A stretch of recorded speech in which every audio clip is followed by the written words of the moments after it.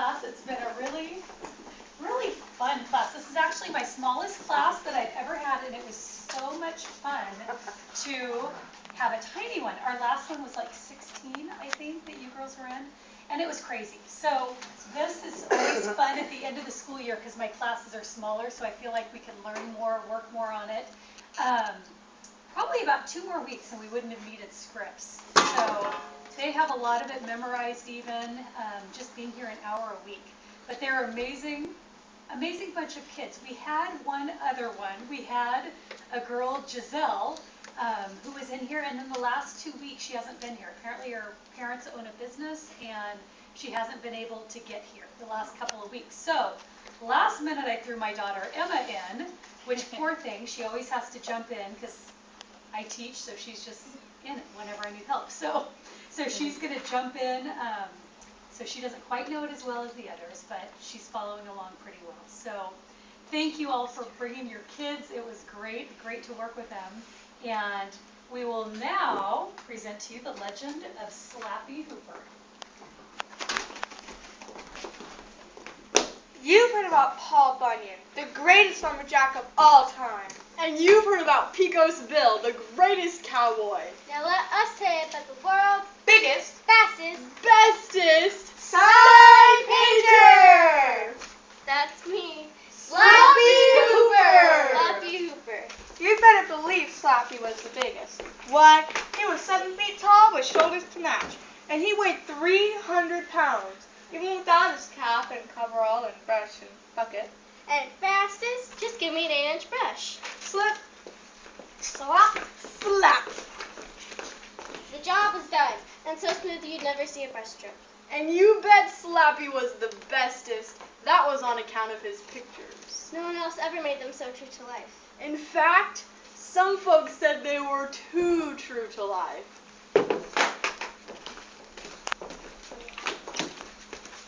My trouble started with the huge red rose I painted on the sign for Rose's florist shop. Slappy, it's so real, said Miss Rose Red, the owner. Why, I can just about smell the fragrance. But a week later, Rose Red fluttered in Slappy's sign shop. Slappy, that sign of yours was too good. Too good? That's right, the bees got wind of it and swarmed all over that rose trying to get in. They scared away all my customers. That was bad enough, but wait till you see what's happened now.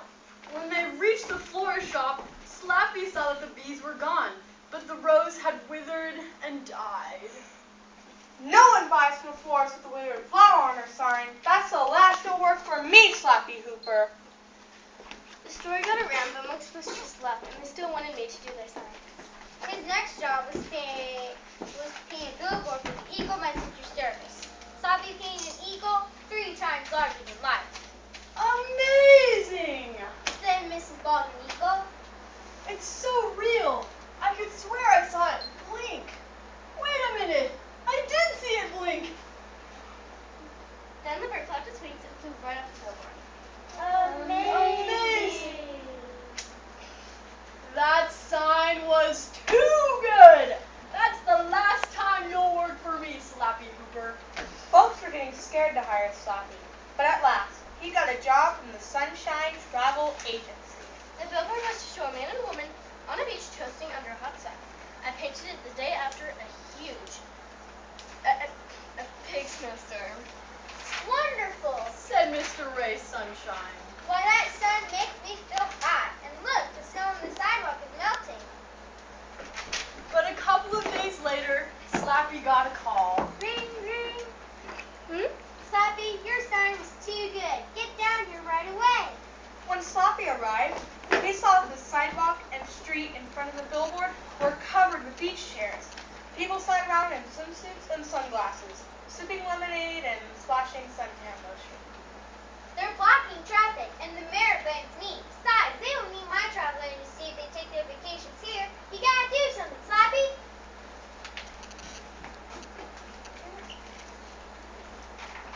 So I set up my gear and got to work. I painted the sign on the billboard much longer. Before long, the crowd was sweating buckets and complaining until rain, and everyone packed up and left.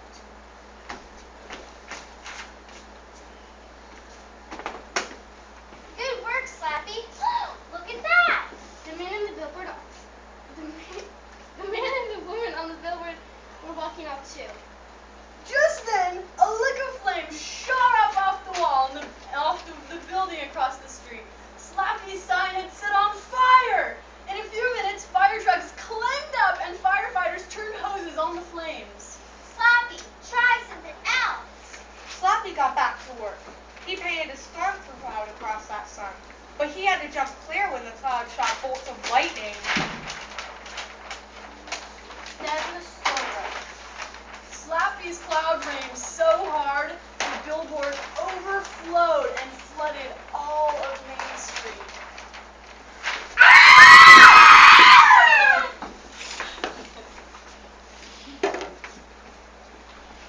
Never again, Slappy Cooper. After that, no one on earth would hire Slappy. It looked as if his sign painting days were done. Slappy felt so low. He made up his mind to throw his paint kit into the river. He dragged it into the tallest bridge in town. He was just about to tuck in when a voice thundered out beside him. Don't dump that gear, Slappy! You're going to need it! Right next to Slappy stood a girl almost as big as Slappy himself. She wore a spank pink sky white coat bra and a cap with two little angel wings sticking out. She carried an 8-inch brush. Who are you? Why, I'm Michelle from the Heavenly Sign Company.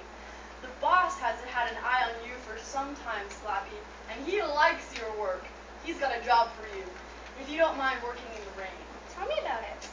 Well, we need someone to paint a rainbow this Wednesday. Most of the time, we handle all the rainbows ourselves, but it's going to rain in a bunch of places this Wednesday, and we sure could use some help. I'm your man, said Slappy. That Wednesday morning, Slappy rented a cannon and set it in a big cow pasture. Moo! Moo! Moo! He tied 2 ropes to his scaffold, then ran the other ends through a couple of skyhooks. Then he loaded the skyhooks from the cannon and shot them straight up. Boom! Sure enough, the skyhooks caught on the sky. Slappy felt the first raindrops and piled up all his paints and brushes into the scaffold. He climbed down and hoisted himself up. Up, up, and up. He kept going till he was just under the clouds. He tied his ropes and started to paint. Slip, Slap. Slap! He just finished when the sun popped out through the clouds and lit up what he'd done. There was never a finer rainbow. It had every color you could imagine, each one blending perfectly with the next. And not a brushstroke in sight. just then, Slappy felt a big jolt. He looked up to see what had caused it. Oh no. The sun had run smack into his skyhooks. Slappy shut his eyes and waited for the long drop to the ground, but it never came. When Slappy looked again, he saw why. For heaven's sake, Slappy's hooks had caught on the sun itself, and the sun was pulling his rig across the sky. Now, another sign painter might have been frightened, but not Slappy Hooper. He was enjoying the ride. Woohoo! He'd covered a good distance when Michelle appeared on the scaffold beside him. The boss liked your rainbow, Slappy. You mean it wasn't too good? If it isn't too good, it's not good enough. That's how we figure. Anyhow, now that you're here, the boss has another job for you. If you don't mind working odd hours. Tell me about it. It's the sunrise and the sunset. I guess you know, the boss himself has been painting them since time began. But he's done it so long, he'd like to give someone else a chance. I'm your man. Said Slappy Hooper, and he's been up there ever since. Of course you can't see him with the sun so bright, but he's there all the same. Night and day, the sun pulls Slappy on his rig around the world. And every time Slappy comes to a horizon, he reaches up with his 8-inch brush. Slip, Slap. slap. The job was done, and never a brushstroke in sight. The end. Yay! Good job, you guys! Yay! That was awesome! Thank you, guys.